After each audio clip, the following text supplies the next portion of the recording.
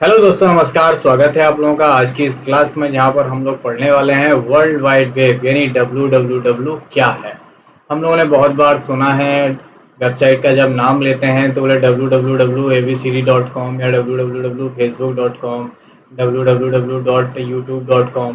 तो ये www क्या है, इसका क्या यूज़ होता है, इसमें कौन कौन सी चीज़ों की आवश्यकता पड़ती है, कैसे हम इसको यूज़ करते हैं, इसकी सारी विशेषताएं और फायदे और नुकसान क्या है। आज की इसी क्लास में हम WWW के बारे में विस्तृत से जानकारी लेने वाले हैं। तो बिना देरी करे हुए चलते हैं आज की इस क्लास में WWW के साथ।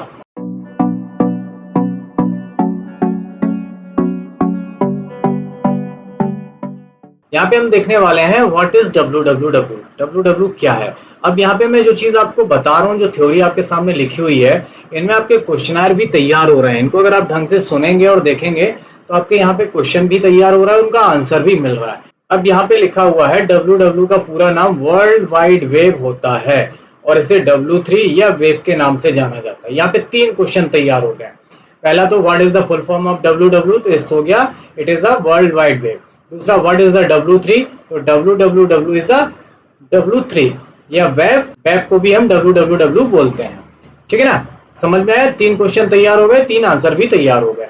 अब लिखा है कि WWW में WWW से इंटरनेट में मौजूद सभी वेबसाइटों का एक संग्रह होता है। ये सभी वेबसाइटें वेब सर्वर पर स्टोर रहती हैं। यानी इंटरनेट जो हमने पढ़ा था ना पिछली क्लास में कि इंटरनेट एक जाल है बहुत बड़ा, बहुत सारे कंप्यूटर इसमें जुड़े हुए हैं और उन कंप्यूटरों पे बहुत सारी वेबसाइटें रखी हुई हैं।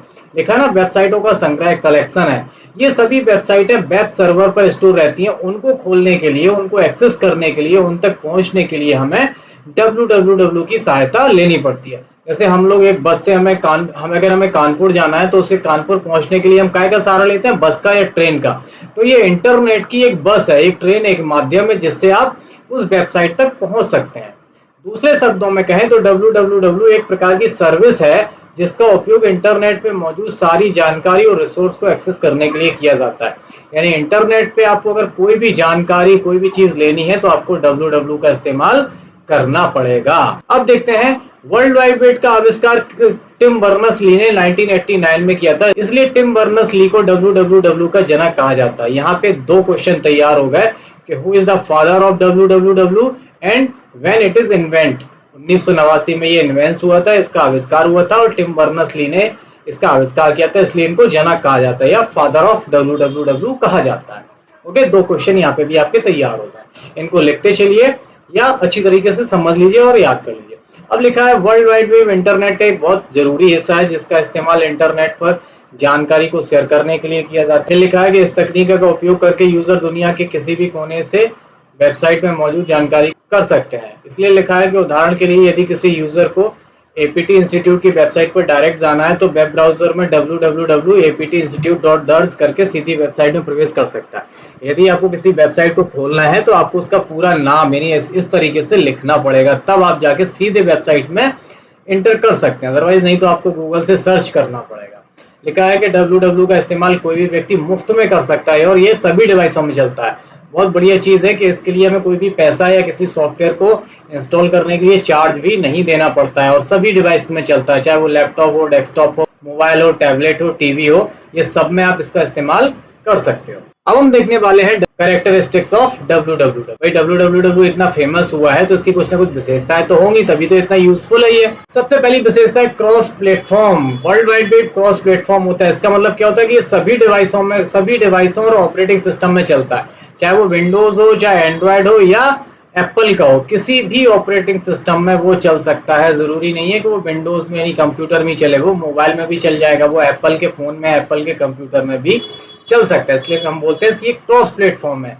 इसके लिए कोई बाउंडेशन नहीं है कि यहाँ चलेगा और यहाँ नहीं चलेगा। ओपन सोर्स है। ओपन सोर्स का मतलब है कि कोई भी व्यक्ति इसे मुफ्त में इस्तेमाल कर सकता है, पैसे नहीं देने पड़ते हैं। डिस्ट्रीब्यूटेड होता है। इसका मतलब होता है कि एक ही समय में बहुत सारे लोग इसका इस्तेमाल कर सकते हैं। अगला लिखा है हाइपर टेक्स्ट है। हाइपर टेक्स्ट समझना बहुत जरूरी है। लिखा है इंटरनेट पे मौजूद वेबसाइट में बहुत सारी जानकारी होती है। जानकारी टेक्स्ट के रूप में हो सकती है, इमेज, ऑडियो, वीडियो के रूप में होती है। तो www के माध्यम से हम जानकारी को आपस में जोड़ने के लिए हाइपरटेक्स्ट का इस्तेमाल करते हैं। यानी www के माध्यम से हम इंटरनेट पे ऑडियो, वीडियो, टेक्स्ट वगैरह को भी आपस में जोड़ के इस्तेमाल कर सकते हैं। डायनामिक होता है क्योंकि इसमें मौजूद जानकारी लगातार बदलती रहती है। जैसे हम YouTube देखते हैं तो YouTube पे वीडियो पहले कुछ और दिखता है, फिर कोई और आ जाता है। तो ये स्टैटिक नहीं है, यानी स्थिर नहीं है, ये डायनामिक है, चेंजेबल है, बार बार कुछ ना कुछ नया आता रहता है। नॉट मैंडेटरी, आवश्यक नहीं है। किसी वेब पेज या वेबसाइट को एक्सेस करने के लिए जरूरी नहीं कि हम www का उपयोग करें, हम बिना www के भी वेबसाइट या वेब पेज को एक्सेस कर सकते हैं। जैसे मुझे facebook.com खोलना है तो हम facebook.com लिखेंगे तब भी खुल जाएगी, और हम www लिखेंगे तब भी खुल जाएगी। ओके, इसलिए ये आवश्यक भी नहीं होता है। अब लिखा है कि www के कंपोनेंट्स क्या हैं, कैसे काम करता है। तो देखिए यहाँ पे ये है सर्वर, जहाँ पे हमारी सारी वेबसाइट रखी रहती हैं, और ये है हम यानी क्लाइंट जो कंप्यूटर पे चला रहे हैं। तो यहाँ पे इस तक पहुंचने के लिए हमें HTML, URL और HTTP इन तीनों चीजों के माध्यम से होके जाना पड़ेगा, तब हम जाके सर्वर तक पहुंचेंगे। अब इन सारी तीन चीजों के बारे में जानकारी हम आपको आगे देते हैं कि HTML, URL और HTTP क्या होता है। सबसे पहले है URL। URL का फुल फॉर्म होता है uniform resource locator. Full form है, लिख लीजिएगा, बहुत इंपॉर्टेंट है। URL एक एड्रेस होता है जिसका इस्तेमाल इंटरनेट पे मौजूद वेबसाइट या वेब पेज को एक्सेस करने के लिए किया जाता है, जैसे https://www.facebook.com। It is called URL। ये पूरा पता है, एक वेबसाइट का ये पता होता है, जिसे हम दूसरी टेक्निकल भाषा में बोलते हैं URL, यानी यूनिफॉर्म रिसोर्स लोकेटर। ये हर वेबसाइट का अपना अलग पता होता है और यूनिक होता है, मतलब जो इस वेबसाइट का एड्रेस है वो किसी दूसरी वेबसाइट का एड्रेस नहीं हो सकता है।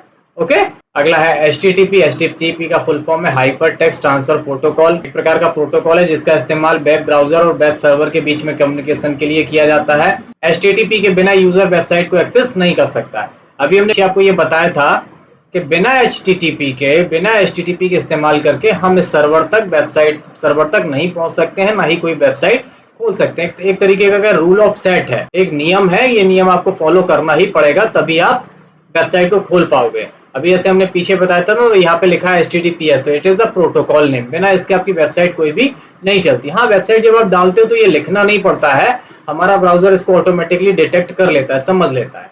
अगला है HTML, वेरी इंपॉर्टेंट। HTML का फुल फॉर्म है हाइपर टेक्स्ट मार्कअप लैंग्वेज। ये एक भाषा है, कंप्यूटर की भाषा होती है, जिसका इस्तेमाल वेबसाइट और वेब पेज बनाने के लिए किया जाता है। जैसे हम लोग बोलने के लिए हिंदी, अंग्रेजी इस्तेमाल, वैसे ही कंप्यूटर इंटरनेट के पेज बनाने के लिए HTML लैंग्वेज का यूज करता है। ये तीनों चीजें हैं जो इंटरनेट पे वेबसाइट को एक्सेस करने के लिए बहुत आवश्यक होती हैं। अब देख लेते हैं कि भैया www काम कैसे करता है।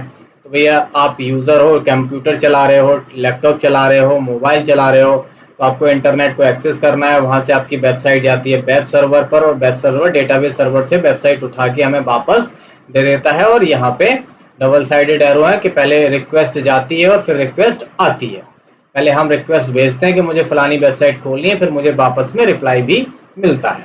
ओके, इस तरीके से ये काम करता है। लिखा है, देखो, सबसे पहले वेबसाइट के एड्रेस को हम वेब ब्राउजर पर लिखते हैं, लिखते नहीं है। जैसे यहाँ पे देखिए ये ब्राउजर है, तो यहाँ पे हम लिखते हैं ना www.aptinstitute.com, हम ये लिखते हैं ना इसमें। यहाँ पे तो यहाँ पे हमें अपना पूरा एड्रेस लिखना पड़ेगा वेबसाइट का, तभी वो वेबसाइट हमारी यहाँ पे इस तरीके से सर्च होके आएगी। इसके बाद डोमेन नेम सर्वर से उसका IP रिक्वेस्ट करता है, वो सर्वर के पास अपनी वेबसाइट का पता भेजता है, और फिर IP एड्रेस मिल जाने के बाद वेब सर्वर उस वेब पेज से रिक्वेस्ट करता है, और रिक्वेस्ट प्राप्त होने के बाद उसे हमें वापस भेज देता है। वही चीज मैंने यहाँ पे बताई कि पहले रिक्वेस्ट करी, रिक्वेस्ट सर्वर पे ढूंढी गई, डेटाबेस से उठा के फिर वापस हमें यहाँ पे भेज दी जाती है। ठीक है ना। जैसे हम यहाँ पे इंटरनेट पे लिखते हैं, हमने अपनी वेबसाइट का नाम लिखा और यहाँ पे हमने लिख के इंटर प्रेस कर दिया, तो हमारी वेबसाइट यहाँ पे आके खुल जाती है। तो पहले हमने सर्वर पे रिक्वेस्ट भेजी थी और रिक्वेस्ट सर्वर से वापस आ गई। इस तरीके से हमारा इंटरनेट काम करता है। अब यहाँ पे देख लेते हैं what is the difference between www and internet. तो जो दोनों चीजें अलग हैं, दोनों में कोई समानता बहुत कम है। ये एग्जाम के लिए भी बहुत जरूरी है ताकि अच्छी तरीके से समझ में भी आ जाए आपको। तो यहाँ पे मैंने स्टेप बाय स्टेप एक एक पॉइंट दिया है। तो व्हाट इज द www? एक वेबसाइटों का संग्रह है, जबकि यह नेटवर्कों का network. Internet is the network of networks. यह एक सर्विस यानी सेवा है, जबकि ये इंफ्रास्ट्रक्चर है, ये एक बनावटी ढांचा है। ये हार्डवेयर पर आधारित होता है और ये इंटरनेट सॉफ्टवेयर पर आधारित होता है। इसे 1989 में विकसित किया, जबकि ये 1960 में विकसित हो गया था। ये www इंटरनेट का सबसेट है, जबकि ये सुपर सेट है। www को NSF नेट के नाम से जाना जाता था, जबकि इसको ARPA नेट के नाम से जाना जाता था। ये HTTP का उपयोग करता है और जबकि ये IP का प्रयोग करता है। ये अगर आपको डिफरेंस ही याद होगा ना, तो आपको www और इंटरनेट के बीच में बहुत सारी चीजें बहुत आसानी से क्लियर हो जाने वाली हैं।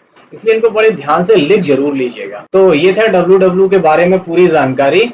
www कैसे काम करता है, कैसे क्या विशेषताएं हैं, क्या अंतर है, क्या क्या चीजें आवश्यक होती हैं। उम्मीद करते हैं आपको समझ में आ गया होगा। मिलते हैं अगली क्लास में www से संबंधित दूसरे टॉपिक के साथ। तब तक अपना ख्याल रखिए। टेक केयर, गुड बाय, जय हिंद।